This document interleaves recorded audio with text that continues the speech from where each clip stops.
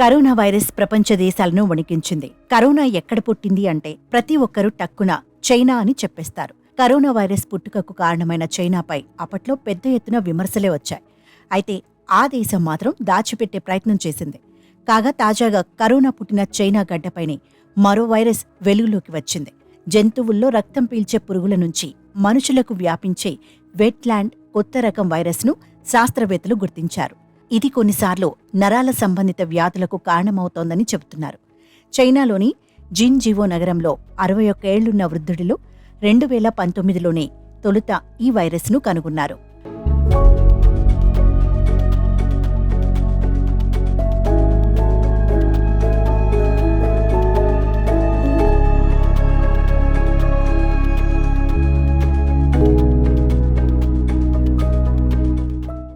మంగోలియాలోని చిత్తడి నేలకు చెందిన వృద్ధుడికి పరాన్నజీవి కుట్టడంతో అనారోగ్యానికి గురయ్యాడు.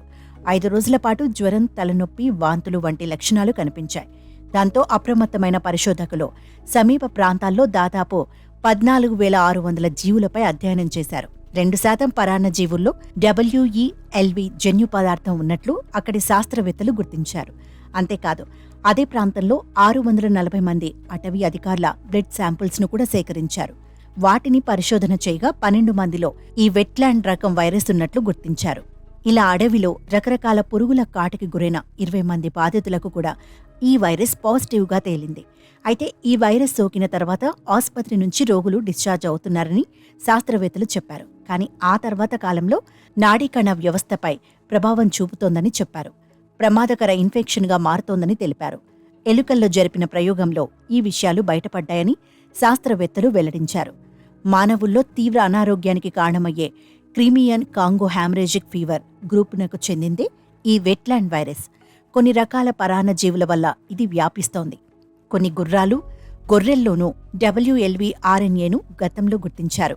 జంతువుల్లోని రక్తనాళాల్లో నిర్మాణాత్మక మార్పులు కలిగించి ప్రాణాంతక ఇన్ఫెక్షన్లకు కారణమవుతున్నట్లు సైంటిస్టులు వెల్లడించారు. ఈ వైరస్ గతంలో వచ్చిన కరోనా అంత డేంజర్ అయితే కాదని అంటున్నారు. ఇప్పటి వరకు కొన్ని జాతి పురుగులు కుట్టిన వారిలో వెట్లాండ్ వైరస్ గుర్తించారు.